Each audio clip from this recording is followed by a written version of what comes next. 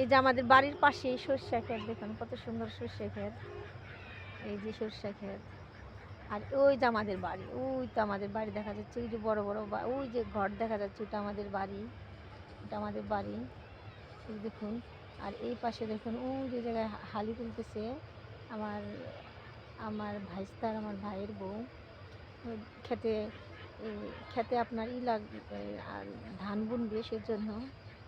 আর এই যে দেখুন সর্ষে ক্ষেত, এই যে দেখুন সর্ষে ক্ষেত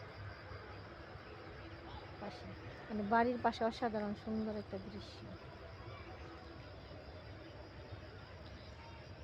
দেখুন অসাধারণ একটা দৃশ্য,